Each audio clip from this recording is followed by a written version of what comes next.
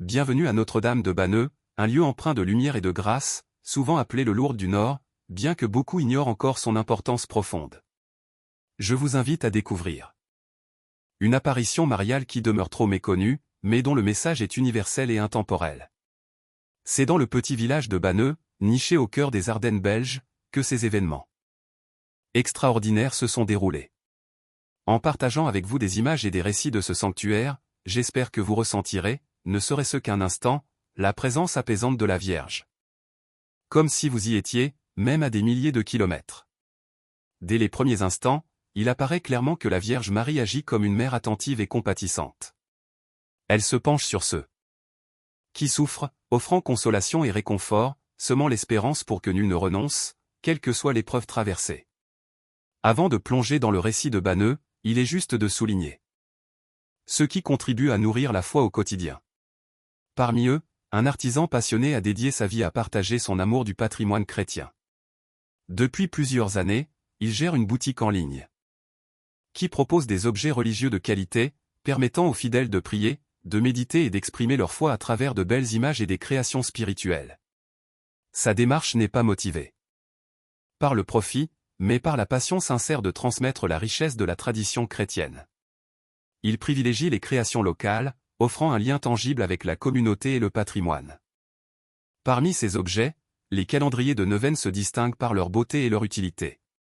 Chaque jour de la neuvaine, un volet s'ouvre pour révéler une citation biblique, guidant la prière et la réflexion, orientant l'âme vers une méditation sur un thème précis ou un saint particulier. Ces outils sont précieux pour ceux qui, parfois, se sentent perdus dans leur prière ou ignorent la manière de se rapprocher de Dieu. Pour les jeunes en quête de repères dans un monde tumultueux, il propose notamment des neuvaines consacrées à Carlo Acuti. Et généreusement, il offre la possibilité de gagner 10 exemplaires de ces neuvaines, en laissant simplement un message de gratitude envers Dieu pour les bienfaits de votre vie. Qu'il s'agisse de la famille, de la santé, ou de simples gestes quotidiens, il s'agit de redécouvrir la beauté de ce que l'on tient souvent pour acquis. Un code promotionnel permet également de bénéficier d'une réduction de 5% pour ceux qui découvrent ces objets. Par son biais. Comprendre la signification d'une apparition mariale exige de saisir le contexte historique dans lequel elle survient. L'histoire de Banneux commence en 1933, dans un village d'environ 300 habitants, principalement des mineurs et des bûcherons. La région, riche en charbon, voit ses habitants travailler dans des conditions ardues et mal rémunérées. Après la crise financière de 1929, la situation économique est critique, accentuée par la montée des tensions politiques en Europe. Quelques centaines de kilomètres plus loin, en Allemagne, le parti nazi triomphe. Et Adolf Hitler devient chancelier le 30 janvier 1933.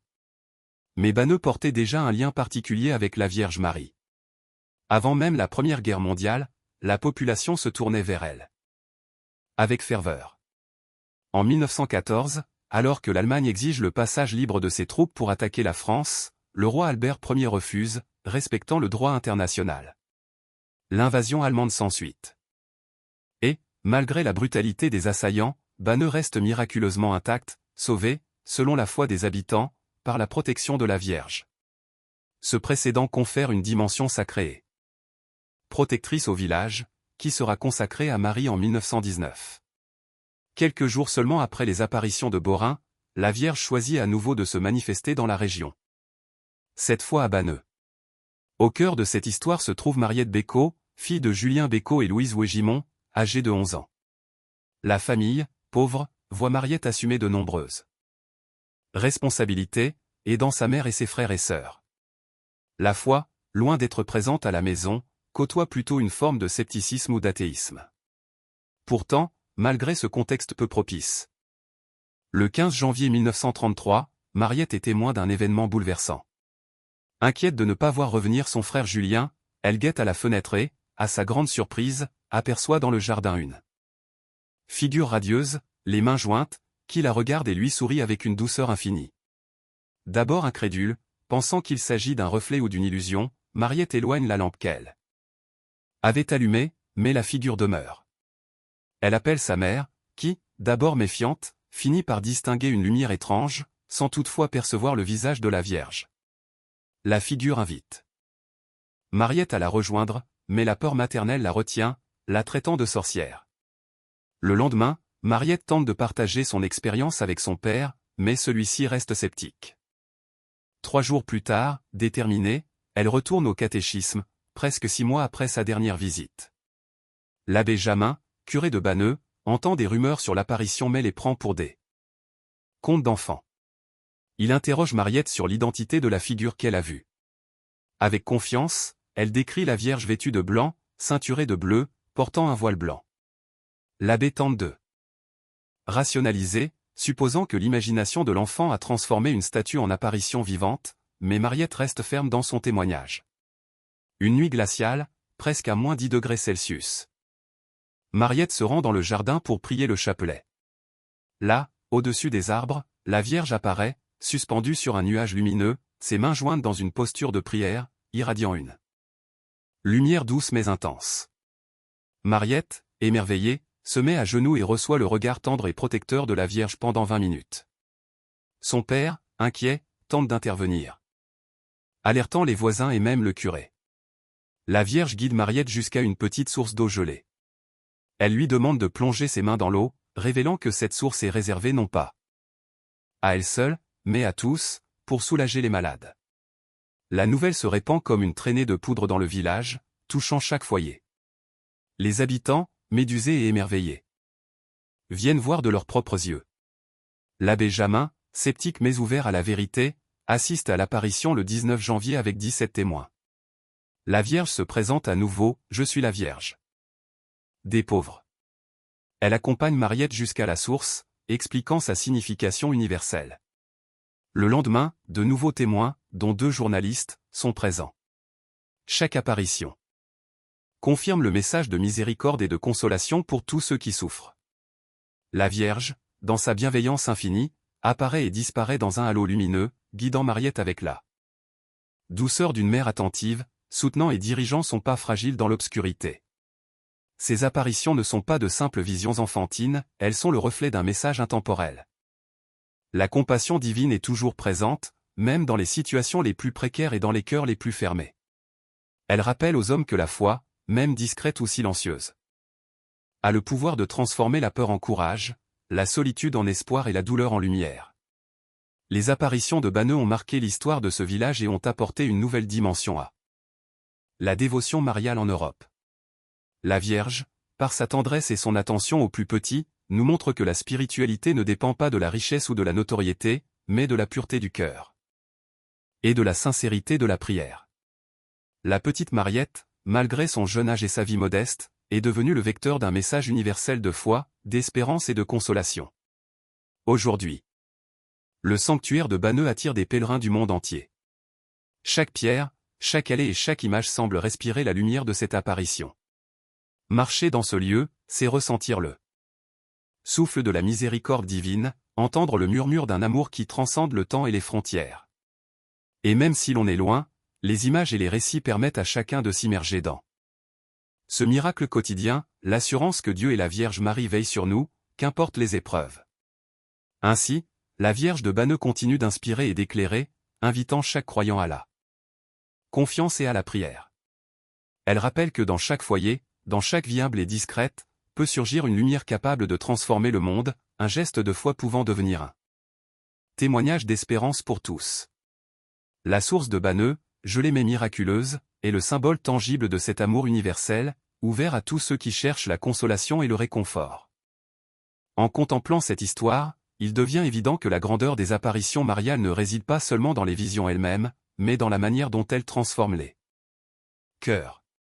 Elles enseignent la patience, le courage et la foi, tout en nous rappelant que la miséricorde divine ne connaît ni limite ni condition. La Vierge, par son regard tendre et ses paroles simples, réaffirme la valeur de chaque vie, chaque prière et chaque acte de bonté. Les habitants de Banneux, témoins directs de ces événements, ont vu leur foi grandir et se renforcer. Les visiteurs contemporains ressentent encore aujourd'hui cette même présence enveloppante, cette même chaleur spirituelle. Les paroles de Mariette, ses gestes, et la lumière de la Vierge continuent de toucher les âmes, rappelant à chacun que même dans le froid, la peur ou la solitude, un amour infini veille sur nous. Chaque apparition, chaque geste de Marie à Banneux est une invitation à ouvrir son cœur, à accueillir l'espérance et à persévérer dans la prière. C'est un appel à l'humanité entière, ne jamais désespérer, toujours croire en la bonté divine et reconnaître la valeur de chaque instant, même le plus simple. La Vierge des pauvres n'offre pas seulement un miracle visible, elle offre une transformation intérieure, un souffle de lumière capable de guider chacun sur le chemin de la foi et de l'amour universel. Ainsi, en découvrant Banneux, nous découvrons bien plus qu'un lieu de pèlerinage, nous découvrons la force de la foi, la tendresse d'une mère céleste et le pouvoir d'un message de lumière qui continue de traverser le temps. Et même si la route semble longue ou les épreuves insurmontables, la Vierge Marie nous rappelle, avec douceur et constance, que nous ne sommes jamais seuls. Chaque prière, chaque geste de gratitude, chaque souffle de foi rejoint cette lumière, et nous rapproche de la source vivifiante de l'amour divin. À Banneux, un soir, Marie apparaît à Mariette Bécaud. La fillette, à la fois émerveillée et tremblante, s'adresse à la belle dame, que voulez-vous? Et la Vierge, dans sa douceur infinie, répond. Je voudrais une petite chapelle. Ses mains se posent sur Mariette, et de sa main droite, elle trace le signe de la croix avec une délicatesse qui bouleverse l'enfant. À la fin de cette apparition, Mariette s'évanouit, submergée par l'intensité de l'expérience. Les jours suivants, fidèle à ce rendez-vous qu'elle ressent comme sacré, elle continue de quitter sa maison chaque soir. Exactement à la même heure, pour réciter le rosaire. Pourtant, pendant un temps, rien ne se produit. L'incrédulité gagne peu à peu ceux qui l'entourent. Certains garçons du village se moquent d'elle. S'agenouillent devant elle en ironisant « Ô Mariette, bénis-nous ». D'autres rient et la surnomment ironiquement « Sainte Bernadette ». La famille Bécaud devient le sujet de plaisanteries à Banneux. Le père Jamin, curé du village, garde l'espoir que tout cela retombera dans l'oubli. Il imagine que cette affaire n'aura pas de suite et que dans quelques jours, plus personne n'en parlera. Pourtant, malgré toutes les moqueries et critiques, Mariette ne faiblit pas. Chaque soir, à cette heure, qu'il pleuve, qu'il neige ou qu'il fasse froid, elle s'agenouille dans le jardin et récite son rosaire avec une ferveur inébranlable. Elle se répète, la Vierge ne m'a pas dit adieu. Elle reviendra, j'en suis certaine. 3 semaines passent. Le samedi 11 février, exactement 75 ans après la première apparition à Lourdes, Mariette se rend au lieu où la Vierge lui est apparue, comme chaque jour, et commence à prier. Soudain, une joie immense l'envahit. Elle voit la Vierge apparaître devant elle, radieuse et pleine de lumière. Mariette sait, au plus profond de son cœur, que Marie ne l'abandonnera jamais. La Vierge la guide alors sur le chemin menant à la source. Mariette s'agenouille 2 fois, plonge ses mains dans l'eau du printemps et trace le signe de la croix, submergée par un mélange de dévotion et d'émerveillement. Marie délivre alors un message solennel, je viens soulager les souffrances. Puis, aussi soudainement qu'elle est apparue, elle disparaît. Les jours et les années qui suivent montrent que la promesse de la Vierge se réalise, elle soulage de nombreux malades, guérit les afflictions physiques et spirituelles, et convertit de nombreux cœurs à la foi. Le père Jamin, toujours sceptique, demande un signe à Mariette pour s'assurer de la véracité des apparitions. Le 15 février, alors que Mariette prie en compagnie de 3 personnes, elle a une nouvelle vision. Comme le curé le lui a demandé, Mariette s'adresse à la Vierge, Sainte Vierge, le chapelain m'a dit de vous demander un signe. La réponse de Marie est immédiate et profonde, crois en moi, et je croirai en toi. Prie beaucoup. Ces mots bouleversent le père Jamin. Arrivé à Banneux, il était presque en dépression, accablé par la perte de l'un de ses amis prêtres et par l'idée de quitter le ministère. Mais entendre ces paroles transforme sa perception. Il comprend que celui qui exige des preuves et des miracles avant de croire ne saisit pas le véritable sens de la foi. La Vierge lui enseigne une leçon capitale. C'est à nous, d'abord, de croire pour que le ciel puisse agir, c'est à nous de montrer nos vertus avant d'attendre que le monde céleste se plie à nos désirs. Cette révélation change le curé profondément, le faisant devenir un fervent défenseur de la cause, animé par une foi renouvelée. Lors d'une apparition, la Vierge confie à Mariette un secret qu'elle lui demande de ne jamais révéler. En recevant ce secret, Mariette éclate en sanglots, se prosterne au sol, le visage contre la terre, submergée par l'émotion. À travers l'histoire des apparitions mariales, il est fréquent que la Vierge confie des secrets aux voyants, secrets qui ne sont pas destinés à être divulgués. Cette discrétion pourrait être un test de l'honnêteté et de la fidélité des voyants, un rappel que nous sommes tous tentés de dévier de notre chemin par les murmures du mal. Ces secrets symbolisent peut-être la pureté du lien de confiance entre Marie et les voyants, un lien qui demeure intact malgré les épreuves. Le 20 février, après le deuxième rosaire, Mariette tombe à genoux. Elle entend ces mots simples mais puissants, « Mon enfant, prie, prie beaucoup ». Selon les témoins, l'apparition dure 7 minutes d'une intensité spirituelle et émotionnelle incommensurable. La dernière apparition se déroule le 2 mars, la 8e pour Mariette. La pluie tombant. Torrent, le ciel est chargé de nuages menaçants, mais au moment où Mariette commence à prier à 19 h, la pluie cesse soudainement. Le ciel se dégage, dévoilant un spectacle éblouissant. Un ciel parsemé d'étoiles. La Vierge apparaît pour la dernière fois, rayonnante et plus belle que jamais. Elle s'adresse à l'enfant avec douceur, « Je suis la mère du Sauveur, mère de Dieu. Prie beaucoup. Adieu. » Ses mains se posent de nouveau sur Mariette, traçant le signe de la croix, avant de disparaître définitivement.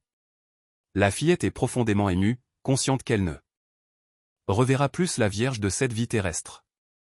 Le père Jamin, initialement sceptique, est transformé.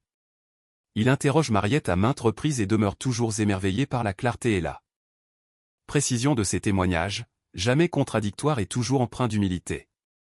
Les médecins et les prêtres viennent la voir fréquemment dans les mois qui suivent. Mariette explique. Tout ce que la Sainte Vierge vous dit, on ne peut jamais l'oublier. Mais moi, j'entends encore ces paroles dans mon cœur. La chapelle que Marie a demandée est rapidement construite en août 1933. Elle reste ouverte à tous, un lieu où chacun peut se recueillir, confier ses peines et trouver la paix auprès de la Vierge. De nombreuses guérisons se produisent, tant physiques que psychologiques. Parmi elles, l'histoire de Ernest Boutet est emblématique. Atteint d'hémiplégie depuis 15 ans et ayant abandonné toute pratique religieuse, il entend parler des apparitions. Un soir de mars 1933, il se rend à la source, s'y lave et boit de cette eau divine. Une chaleur et un amour immense l'envahissent. Il revient chez lui guéri, et le dimanche suivant, il est à l'église. Exemplaire dans sa foi jusqu'à sa mort en 1949. Des centaines d'autres guérisons suivent, visibles ou discrètes. La promesse de la Vierge se réalise, elle est venue pour soulager les souffrances, guider les cœurs égarés et répandre l'amour divin. Aujourd'hui, le sanctuaire de Banneux est un lieu de paix et de sérénité, ouvert à tous ceux qui cherchent la consolation, avec des statues de la Vierge et de nombreux saints, ainsi que des représentations de ses apparitions dans le monde entier. La source, toujours présente, attire ceux qui désirent une rencontre spirituelle profonde. La Vierge parle peu pendant ses apparitions, mais chaque mot est riche de sens et de sagesse. Sa simplicité est une leçon en soi, là où les humains s'embrouillent dans des discours compliqués et orgueilleux, elle va droit au but. Elle est l'incarnation de l'humilité, toujours s'effaçant devant le Fils pour nous guider vers le Père. Pourquoi apparaît-elle aux humbles et non aux puissants? Au président? Parce que la grandeur de Dieu ne peut être comprise que par ceux dont le cœur est pur et humble. Les puissants, attachés à leurs intérêts ou à leur ego, ne voient souvent rien. Même si la Vierge se montre à eux. Dans cette apparition, Marie se présente comme la Vierge des pauvres, rappelant que la pauvreté n'est pas seulement matérielle, mais avant tout spirituelle. La Vierge ne demande pas d'adoration pour se glorifier elle-même, mais pour nous montrer le chemin vers Dieu. L'amour que l'humanité cherche se trouve uniquement en lui, et Dieu réside en chacun d'eux. Nous. Pour le découvrir, il faut méditer sur les paroles de Jésus, « Personne ne vient au Père que par moi ». Christ n'est pas un simple homme, il est présent en nous. Comprendre sa naissance spirituelle en nous permet de résoudre les défis de notre existence et de trouver la direction divine. Nous avons été créés pour accomplir de grandes choses, pas pour vivre une vie de misère et de désespoir. Dieu a promis que nous pouvions devenir semblables à lui dès les premiers chapitres de la Bible. Il est temps de se lever, de cesser de croire en notre incapacité, et de laisser Dieu se manifester en nous afin d'accomplir des merveilles. Écoutons la voix divine qui réside en nous plutôt que les paroles vaniteuses de ceux qui ne servent que leur ego. Ainsi, nous découvrirons notre véritable richesse intérieure et la paix qui dépasse toute compréhension. Que chacun de nous trouve la force de suivre cette lumière, de prier avec foi et d'ouvrir son cœur à l'amour infini de Dieu. La Vierge de Banneux est venue pour nous rappeler que, même dans les épreuves, la guidance divine est toujours présente et que le chemin de l'humilité et de la foi conduit à la guérison, à la paix et à l'amour véritable.